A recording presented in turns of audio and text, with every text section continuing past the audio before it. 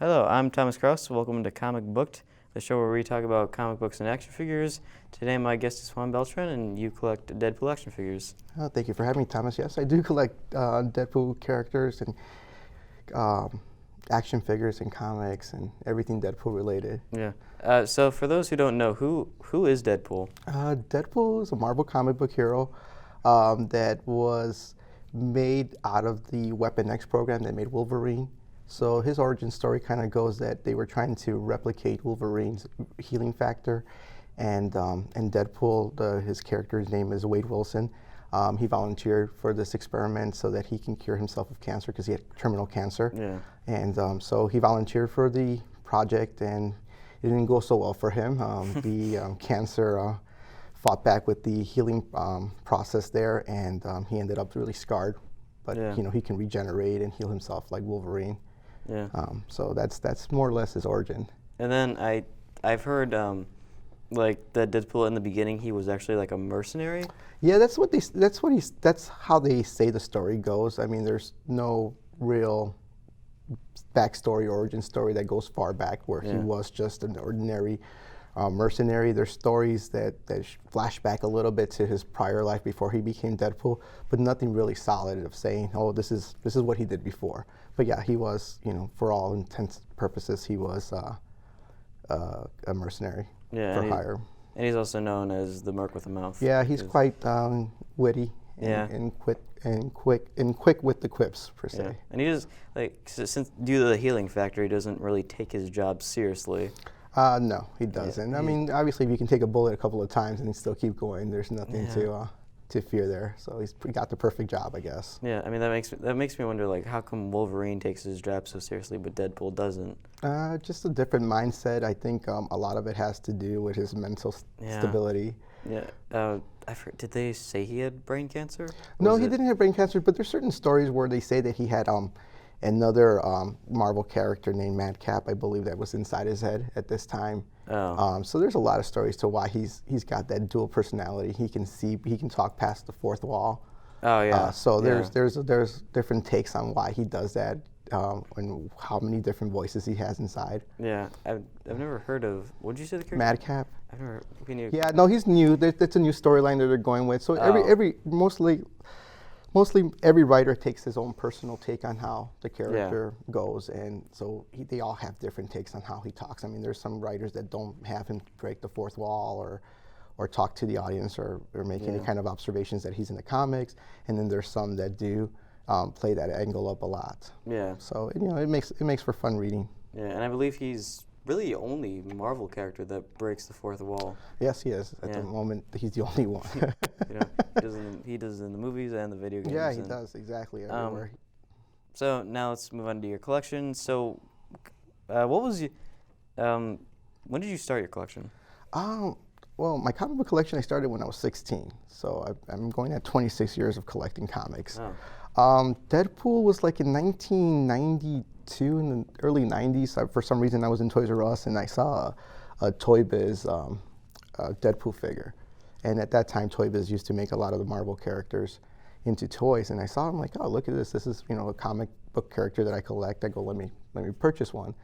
And as I went on to conventions, we found out that other companies like Bowen Design would make little busts.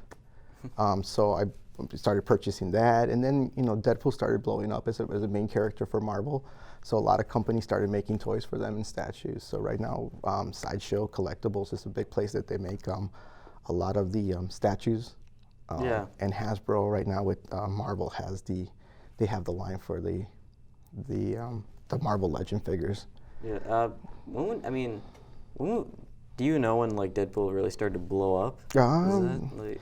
In the 2000s, I guess, and more or less around that time where he started making more appearances in other comic books. He started getting more notoriety, I guess would be the word, just because he was so different. Like you said, he breaks the fourth wall. He talks to the reader. Yeah. He's aware of what's going on. Modern, pop culture is it's referenced a lot in his comics. Yeah.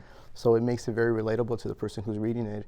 And he doesn't have a lot of backstory. I mean, he hasn't been around so long so that you can jump into the story and you can go back and buy back issues and read about him. And so he doesn't have a long history like with Wolverine or any of the X-Men, that you got to go back, or even with Iron Man and Captain America, you can go so far back to the 60s, and that's just a lot of history.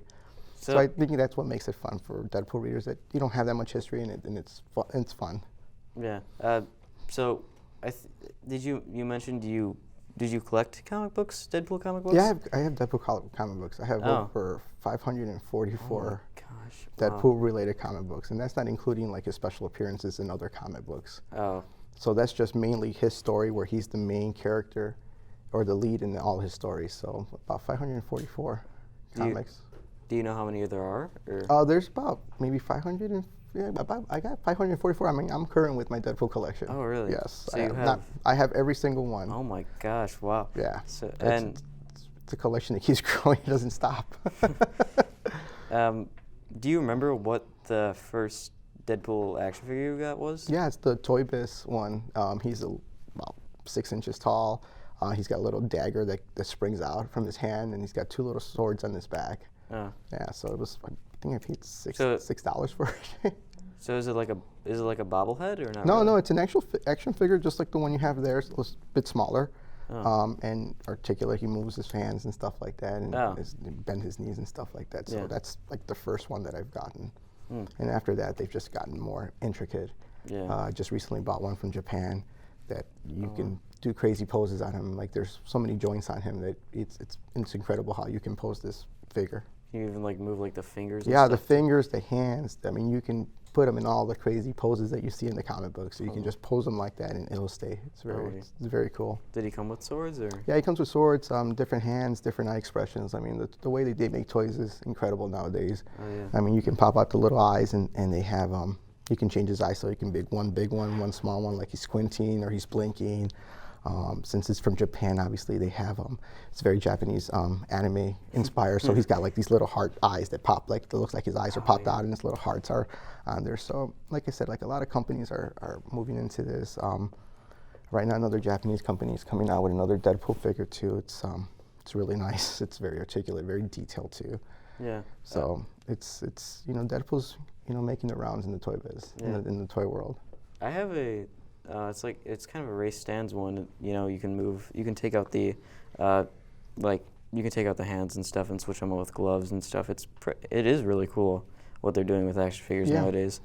Because they're starting to notice that it's just not for kids, it's for collectors. Yeah. So they're just really making them very, very articulate and very detailed, which it's nice. Plus, they do cost a couple of bucks too. Yeah. Do you collect like the pop bobbleheads as well? No. Oh, really? I mean, I do have them for Deadpool because I'm a Deadpool fan, so I'll collect the pop bobblehead figures for Deadpool, but I don't collect that particular line itself. Well, yeah. I mean, I've seen I've been to I was at this one convention, and they had they had 6 different Deadpools. There was one holding a dagger. There's another one holding a pizza. Yeah. So I mean, it really is kind of amazing with what they do. So I know you did mention a place you got your figures earlier, but where else have you gotten your figures? Comic book conventions. I've been out to San Diego Comic-Con. The Rosemont Horizon has the Wizard World, and in Chicago they have one that's called C2E2 that's coming in May. So usually just go to conventions and try to find figures. If not, comic book stores usually have an order book that you can order comic books from. I mentioned the website Sideshow Collectibles is another one that you can order figures from. Big Bad Toys is another online place that you can order toys from. So it's just that those places have a lot of imports. You can get things from Japan and other places in other countries. So those makes it easier nowadays to get comic related toys. Well, thank you for being on the show today.